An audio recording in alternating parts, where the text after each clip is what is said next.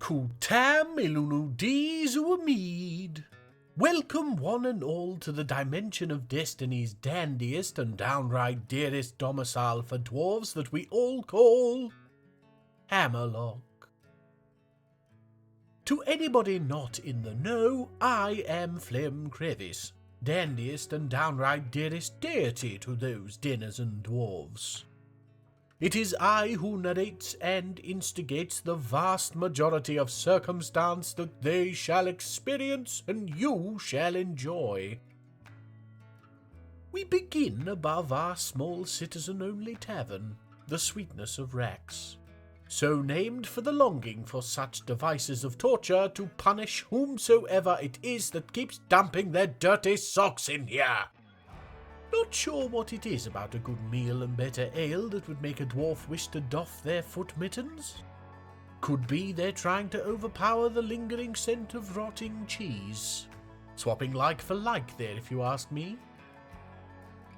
We're following Ast, because she went into a strange mood. Only reason I can figure that she'd want to do that to Thaltig. I could have gone the rest of my infinite existence without seeing Hide the Plump Helmet. Yuck! But it was all worth it. Here's baby Uvash, swaddled in her mother's arms as Ast does her chores. I took the liberty of drawing her. She's in her Eurysoning gown with her moustache waxed, playing with her ceremonial mace. Isn't she adorable? Females of the Ducim, the name of our civilization, generally shave their beards once they're old enough to do so unaided, so enjoy Uvash's goatee while you can. You must have noticed her second name, or Bobrercab, mother name. Ushilducim mothers always provide this, hence the name, and Ast has used it to convey her thoughts on future children. Let's hope she's not speaking literally. Where's Thaltig? Ah, there he is, praying to Rovel Squeezing Fame. Never heard of them, but yes, he seems fine. No obvious corking going on, though his portrait does make him look a little cross-eyed, so there's no way to know for certain. Well, one way, but I've just eaten. Thaltig's been our manager for a good while now, and he's been doing well, so I'm glad he's sowing his cave wheat to make more of him. Closest thing to actual farming Hammerlock has ever seen. Heh. But of course, he's one of our elite nickname dwarves of the Hollow Hill, so how could we expect less?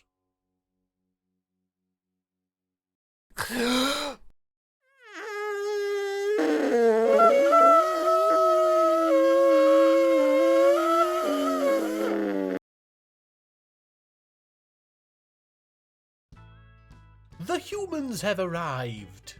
We didn't follow them in, which is a little disappointing because I was hoping to show the surface road off a little more. But there's always the dwarven caravan, or the elves, though I'm not certain they're smart enough to use a road. We've had Urvad slaving away over a hot stove for months, so we've lots to trade. Not so certain the humans will have anything worthwhile, but best to keep positive, eh? I've got dwarves gathering barrels, so we'll let both sides get set up, and I'll come back to you if there's something interesting. I could have just not shown this bit if there isn't, I suppose. How's this? If there's not something interesting, you won't have seen this bit, and if there is something interesting... snot it, I left my space-time abacus in the shed. Quick, look over there!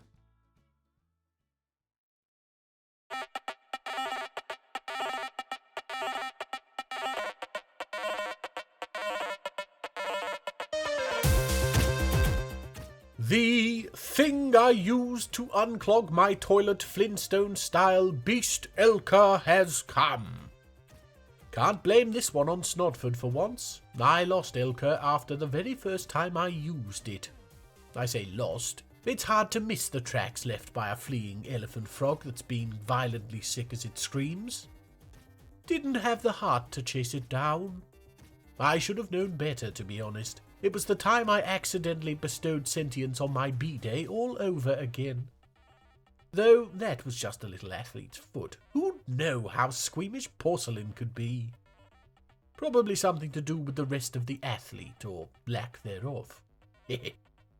If you're wondering why Elka is injured, it would appear it dealt with a cavern dweller invasion. I'd normally not be thankful, but given they broke down a door and destroyed our loom last episode, I still don't care. Enjoy being pixelated, frog! At least he gave me time to scour the human caravan for this most exquisite gift for our resident human. Durr is now the proud owner of this silver figurine of a human. Which human? Nobody knows. But we can say with some certainty that they're not being horribly murdered like the humans depicted in her statue. Yes, this is the best thing they had. No, I haven't been out to the shed yet. I'm not sure I should even, because... Oh no! What's that?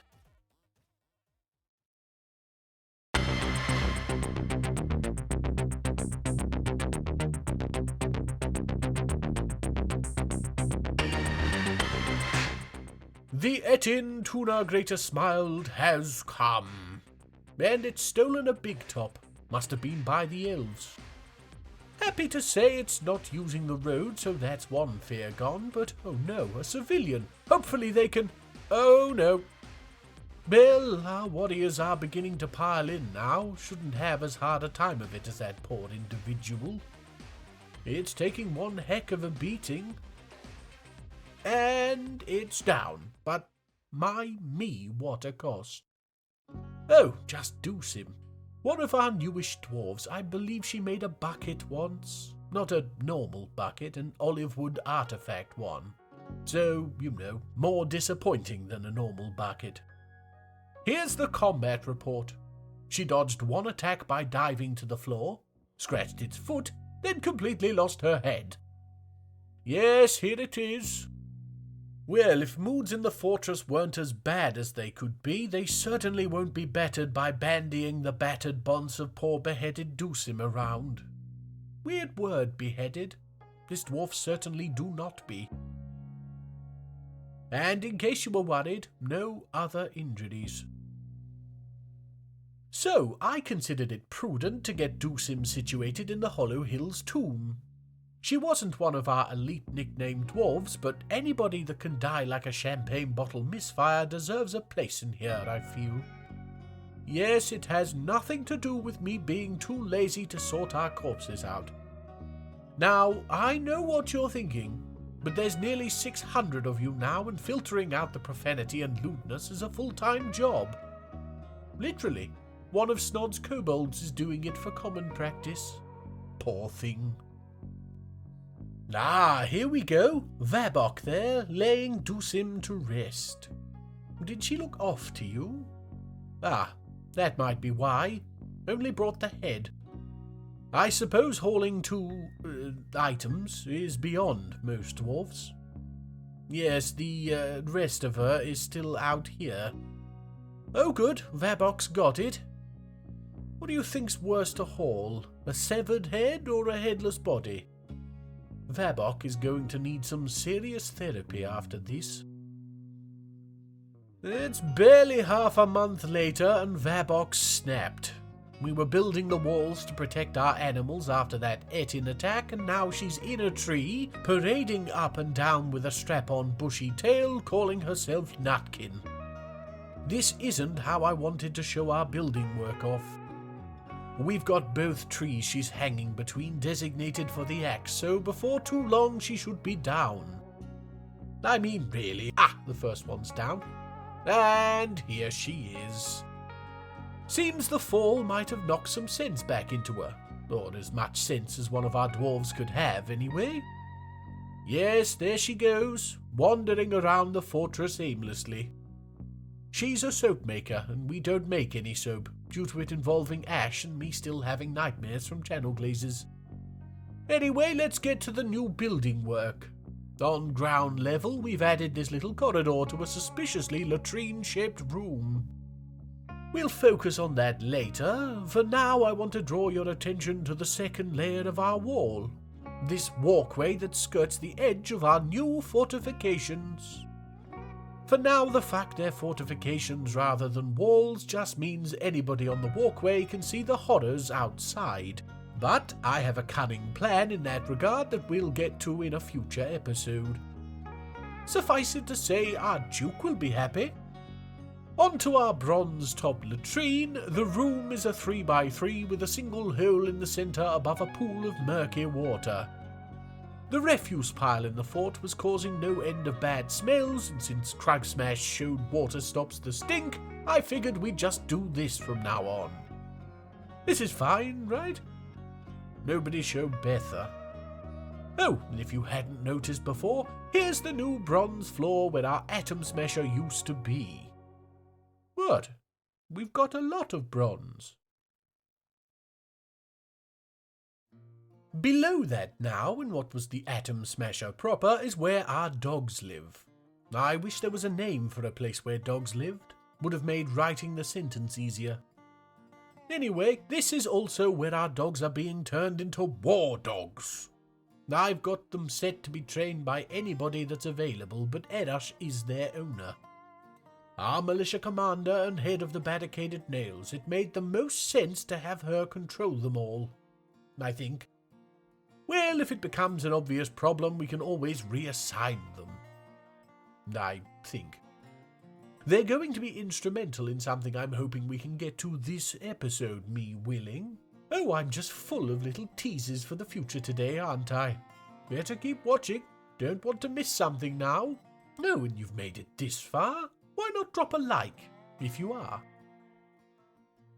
Here's something you really don't want to miss. That's Udil, Astesh and Model all discussing the windlass. Now, I know I joked about this last episode, but I have since looked into what a windlass actually is, and it's just an apparatus for moving heavy weights. You get them on ships to manipulate the anchor.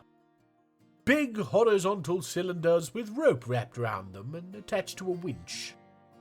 I don't think I need to tell you how little a library would normally require one, but I did also hear them mention hot tubs, and I'm fairly certain they weren't talking about Thaltig.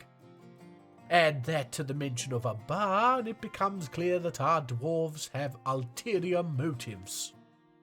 Oh really, Moral? I suppose it was bound to happen. Where there's jacuzzi and champagne, there's always somebody wanting to talk about reproductive behavior. Oh, and speak of the devilish deed, Doran has just given us Hammerlock's newest baby boy. Everybody meet Dishmab, Thin Urn. It would seem Vutok hasn't been performing his husbandly duties quite as dutifully as Doran would like, and so Dishmab's mother name is a thumbed nose at the poor sod. Two birds with one stone-cold act of child abuse.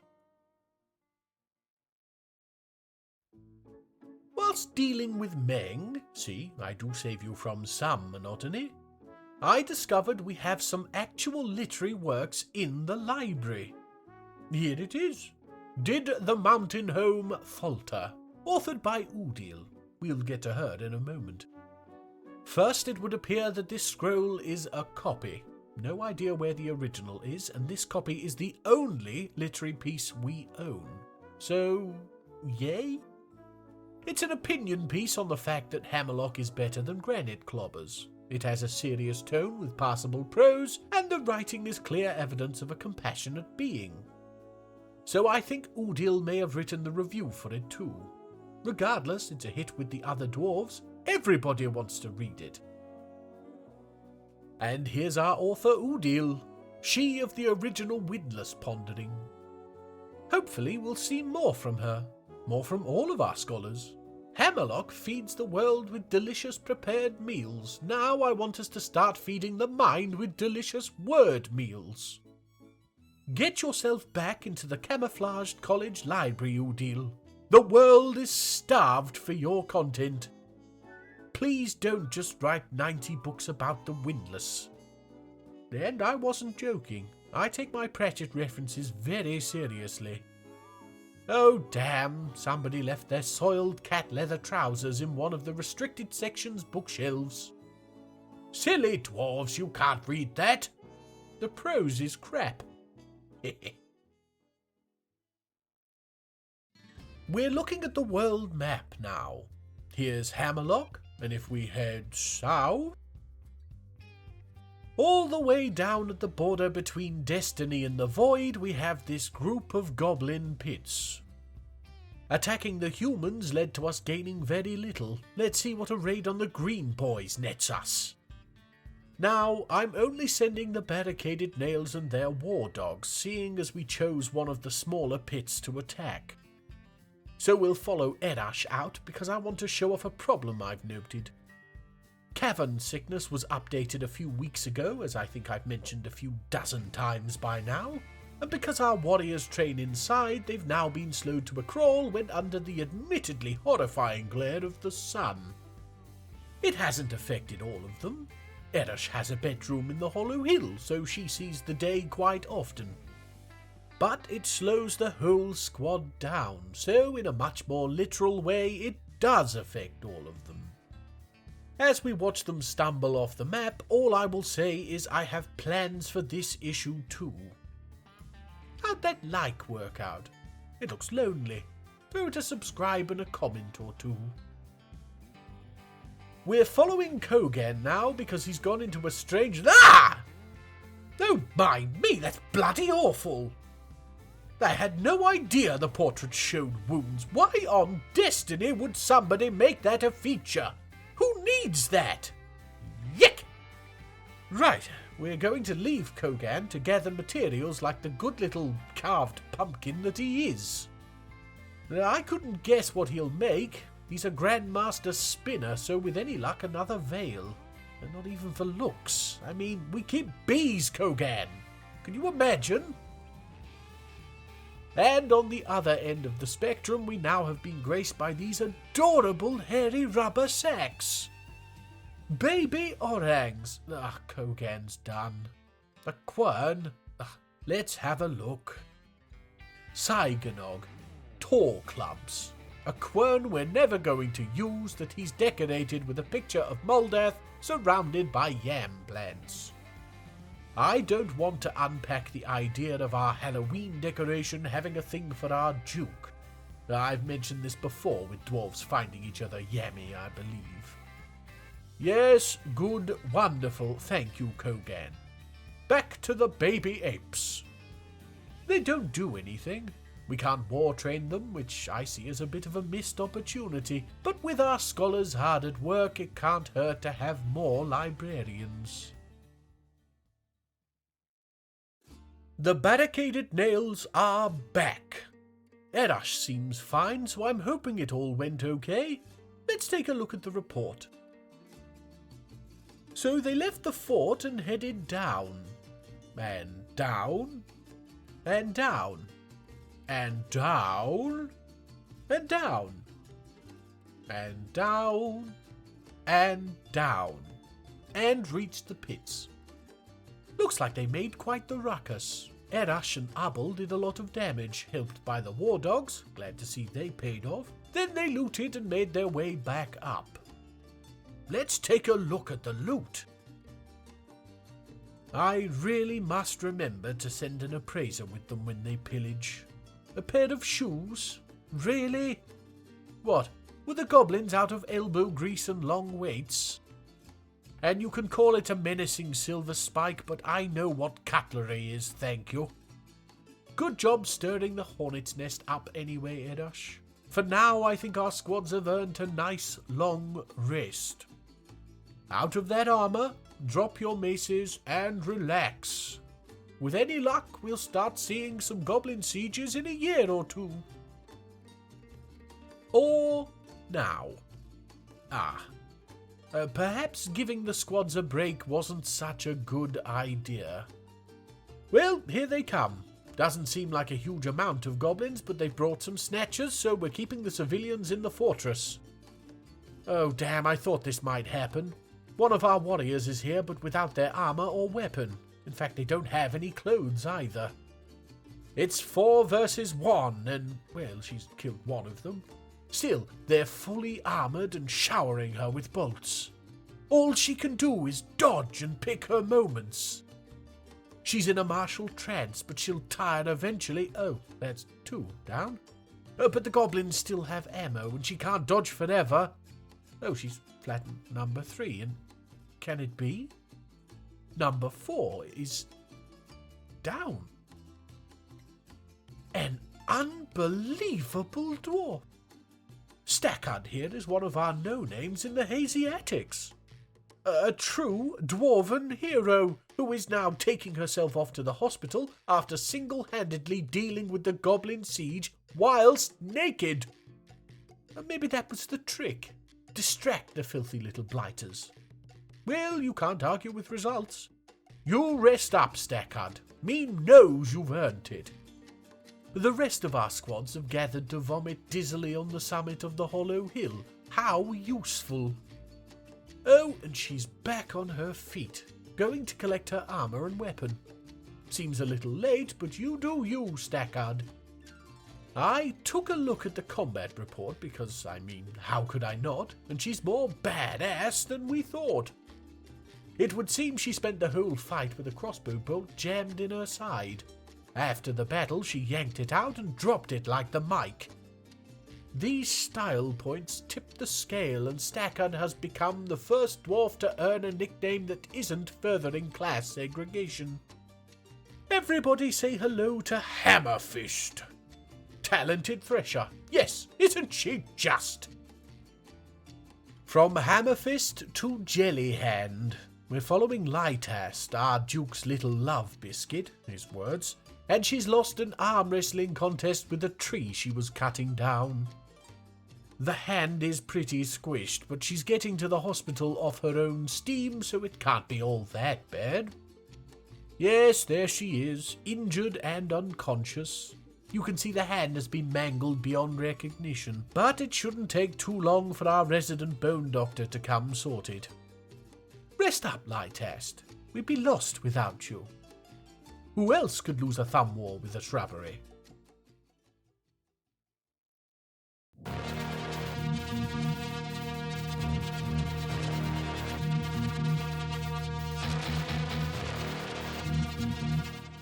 The big green tick from the universe that nobody wants beast, Azok Sutalomoth, has come.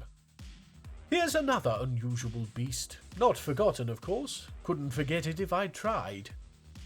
Snod discovered this beastie attached firmly to one of his arms after our last ramble across the fiery humps of the inverted mountains of Heffel. Bit him right on the sock mitten line. Hehe. Poor thing lost its eyes in the scuffle, so I'm glad it's found its way here safely. Oh, good me, I was reminiscing and I missed it being flattened by that stupid mockingbird my brother made. Really must send the squads down after it. It's ruining my immersion. Back on the surface, and we've added a new road bearing south into the hills. Nothing fancy, just a simple 3-wide rock block road. Partway up into the hills, we decided to be dwarves again, so here we skip the trees and bushes and pass through to here, which ramps up a few levels to the surface again, before cutting off to the right of this little hillock. And yes, if you were wondering, it was one of these trees that played patty cake with Lightast. Oh, and here's Conibo with the elves to test the road out. Ah, well, okay, it seems they came in a little too far to the west to utilize it to its fullest extent, but they are angling towards it. Oh, here we are, the road is in sight, and they literally didn't step on a single solitary block of it. Made all the more agonizing by our frames tanking as the dwarves build the road. Ah, I bet that was why. They're staying courteously out of the way. And if you believe that, I've got some magic beans I'd be willing to sell you. Well, the elves are in now, so we may as well get to trading. Haven't seen Betha yet, so there's always hope he'll not be useless.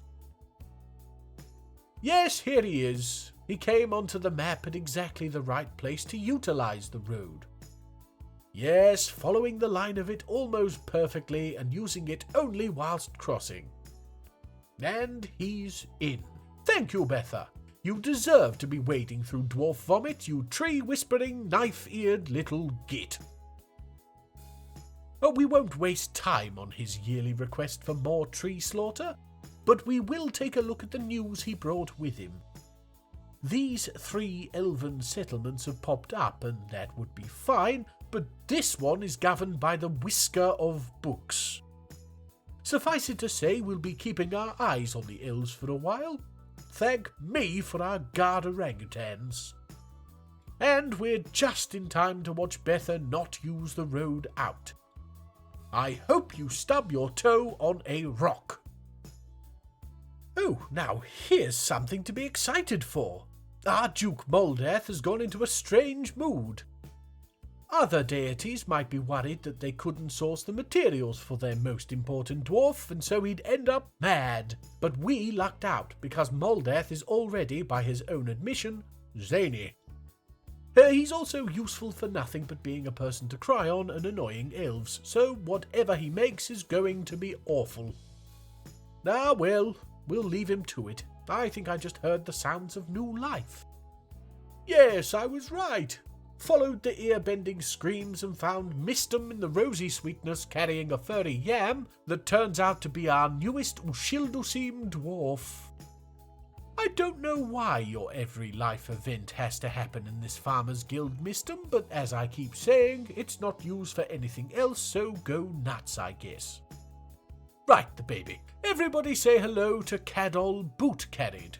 Finally, an Ducim mother not hell-bent on weaponizing their baby's mother name. Unless I'm missing the euphemism. Maybe he smells.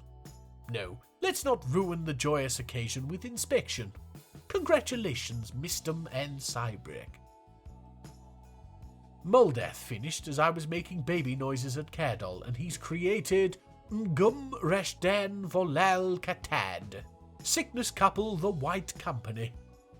Oh dear.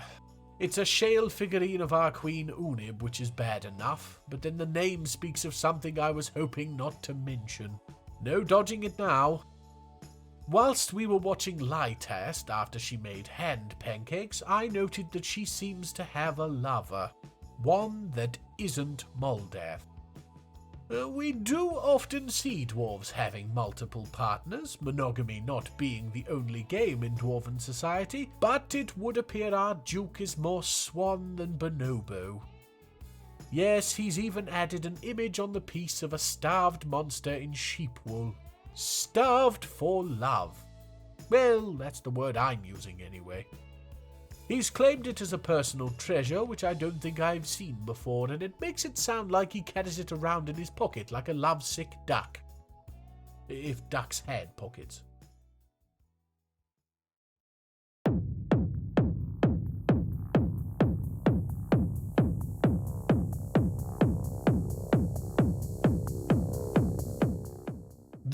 I got drunk one night and glued a wig to a tortoise beast. Ngostong has come. Oh, poor thing, I think it's fighting Galil. I don't rate its chances, that's not a high-quality wig. It'll go up like no one's business given half a spark, and Galil gives much more than that. Ah, good, it's found a gap in the wall to pretend to be a rock in. Probably for the best. Oh, damn, Galil worked it out. For a worm, it's pretty sharp, you know. I don't think Ngostong can hold on much longer. Yes, there we go. Sad, but that's beast life for you. And without warning, that's going to be it for another fortnight. Abrupt, I know, but this script is getting a bit on the long side and release day is looming, so best we stop. I hope you enjoyed yourselves. I know there was a lot of teasing for future episodes, but if it helps, we got a lot done behind the scenes, so it should just be next episode you're waiting for. With all that said, thank you all for watching. Make sure to take care of yourselves, and I'll see you next time. Anu Zeshon, you most wonderful of individuals. Anus. Ish on. Haven't seen hide nor tentacle of Snod or Gainsboro all day. I do hope they're okay. Please don't make me do more voices. I am so ill. Oh, talk about too much phlegm, eh? Bleh.